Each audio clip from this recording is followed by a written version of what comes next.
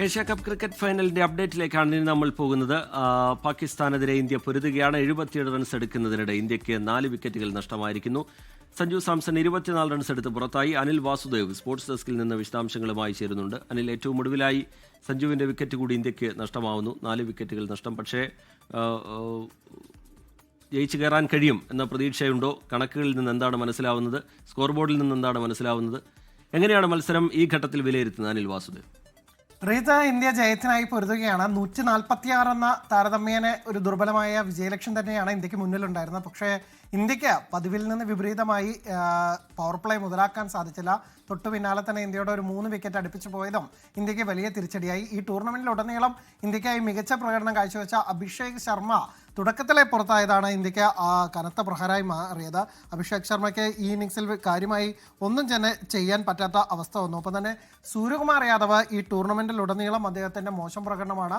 പാകിസ്ഥാനെതിരായ ഒരു 47 ഒഴിച്ച് മറ്റൊന്നും തന്നെ സമീപകാലത്ത് പോലും സൂര്യകുമാർ യാദവിനെ ഒന്നും ചെയ്യാൻ സാധിച്ചില്ല. അങ്ങനെ സൂര്യകുമാർ യാദവ് 1 റൺസ് എടുത്താണ് പുറത്തായത്.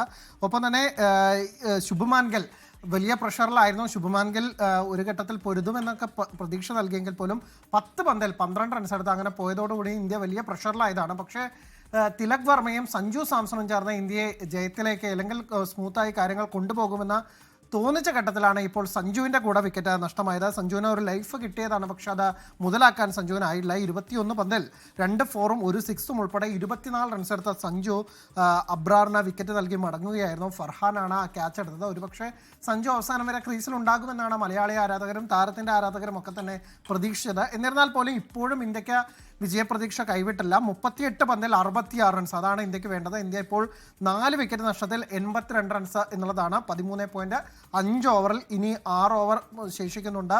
അതായത് ഇന്ത്യക്ക് കാര്യമായി ഒരു ഓവറിൽ 10 റൺസ് എടുത്ത് അങ്ങനെ തന്നെ ബാറ്റ് ചെയ്താൽ മാത്രമാണ് ജയിക്കാനാവുക. അതായത് ഇനി ശിവൻ ദുബെയും റിങ്കു സിംഗ് അടക്കമുള്ളവർ മാത്രമാണ് സ്പെഷ്യലൈസ്ഡ് ബാറ്റേഴ്സ് ആയിട്ടുള്ളത്. പിന്നീട് അക്സർ പട്ടേലാണ് വരാനുള്ളത്. അപ്പോൾ ഇന്ത്യ എന്തായാലും ജയത്തിലേക്ക് നീങ്ങും. അവസാന ഓവറുകളിൽ ആദ്യ ഇന്ത്യൻ ബൗളിംഗ് പ്രകടനം പോലെ തന്നെ ആദ്യഘട്ടത്തിൽ കളി കയ്യിൽ നിന്ന് പോയെങ്കിലും രണ്ടാം ഹാഫിൽ ഇന്ത്യ തിരിച്ചു വന്നതുപോലെ ബാറ്റിങ്ങിലും അത്തരമൊരു പ്രകടനം ഇന്ത്യൻ ടീമിൽ നിന്ന് നമുക്ക് പ്രതീക്ഷിക്കാം. ഇന്ത്യ കിരീടത്തിലെത്തുമെന്നും പ്രതീക്ഷിക്കാം. ശരി, ഇന്ത്യയുടെ കിരീടം 66 റൺസ് അകലെയാണ്. 21 പന്തിൽ 24 റൺസ് എടുത്ത സഞ്ജു സാംസന്റെ വിക്കറ്റാണ് ഏറ്റവും ഒടുവിൽ ഇന്ത്യക്ക് നഷ്ടമായത്. 4 വിക്കറ്റുകൾ ഇന്ത്യക്ക് നഷ്ടമായിട്ടുണ്ട്. അനിൽ വാസുദേവ് സ്പോർട്സ് ഡെസ്കിൽ നിന്ന് വിശദാംശങ്ങൾ പങ്കുവയ്ക്കുകയായിരുന്നു.